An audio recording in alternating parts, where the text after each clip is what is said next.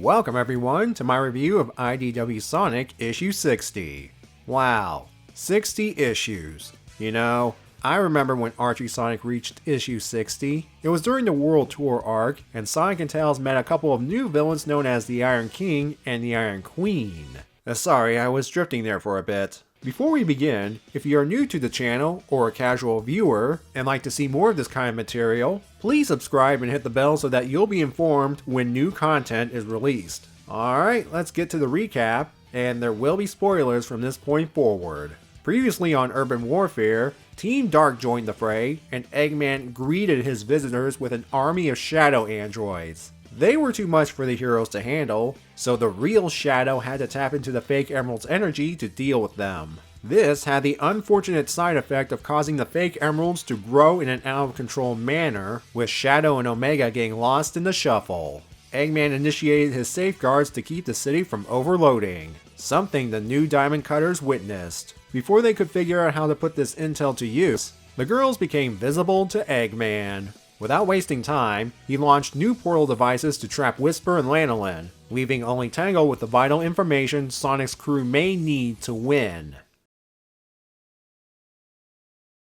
Tangle lands safely from her tower escape, but Eggman's not letting a loose end get away that easily. Metal Sonic, along with some portal traps, are in hot pursuit. As Tangle goes around towards an alley with a dead end, Metal Sonic and the traps follow, and find nothing.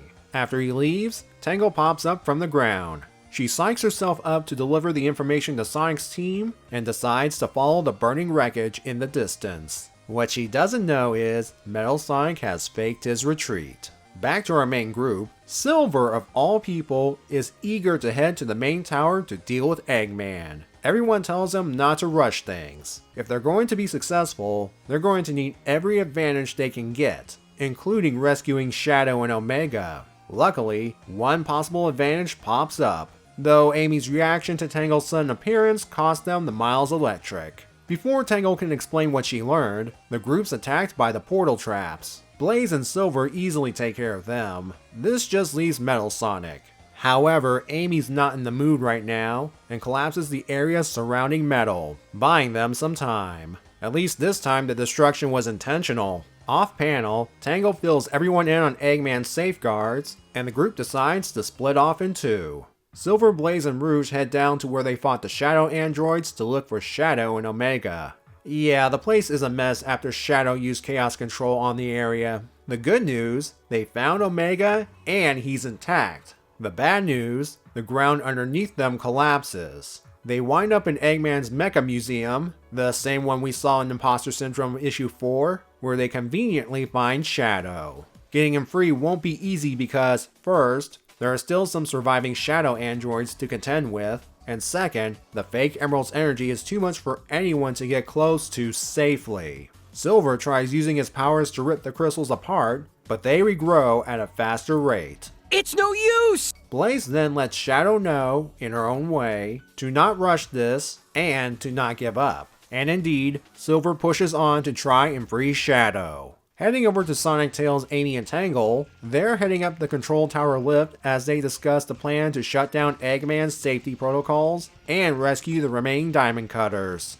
They first have to deal with the returning Metal Sonic, who just cut the lift's rope.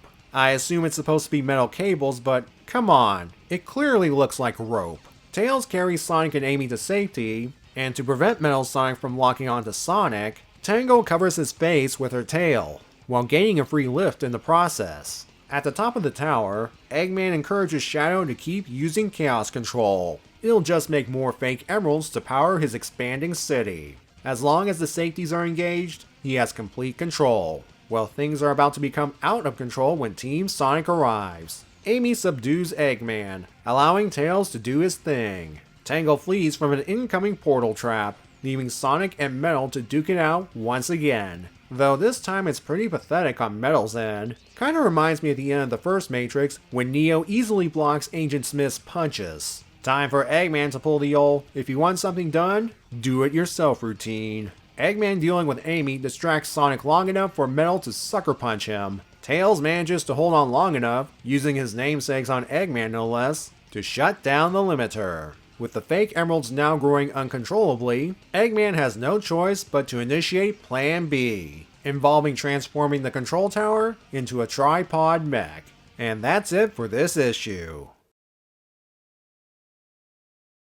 Being the penultimate issue of this arc, I feel like I should be excited for the climax, with the stakes seemingly being raised, and yet it feels a bit ho-hum overall. Don't get me wrong, it's not bad, but I wasn't on the edge of my seat. I'll get into it more when I review issue 61.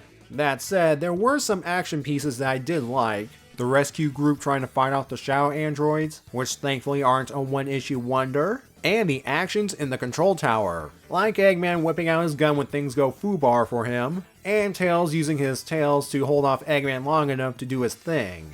The issue's biggest strength, though, is the character dynamics. Evan Stanley and artist Thomas R. created a number of interesting moments as the group tried to take down the city. Rouge showing concern for her missing teammates, Tangle hyping herself up before tracking down Sonic, and this funny bit with Amy. When she explains to Silver about how cooler heads prevail in tough situations, she abandons that mentality the moment Tangle appeared.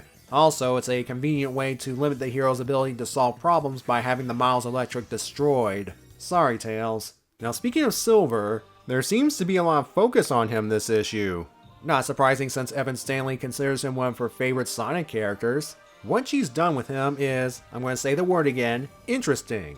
Being all gung-ho when it comes to taking down Eggman, something that usually comes from Sonic. It does show how more experienced Sonic is, when even he knows when to slow down every once in a while, especially when it comes to fighting Eggman.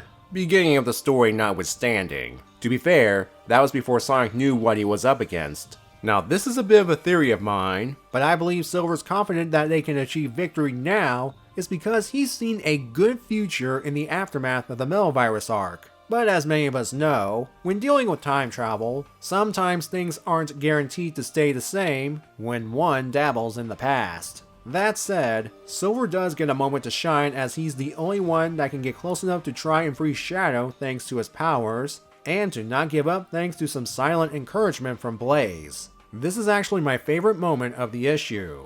Briefly going over the Eggperial City situation, what I will say is, Eggman did indeed have the situation under control until the heroes arrived. It's not a case of Eggman meddling with something that can backfire on its own, like trying to tame Eldritch Horrors and the like. This is a case where the heroes got lucky thanks to Tangle's intel. Now his city's on the verge of collapsing, and all he has left is the control tower. So what exactly is Plan B? We'll come back next time and we'll find out in the conclusion to Urban Warfare. And hopefully the heroes can also rescue Whisper and Lanolin from their traps. See you then!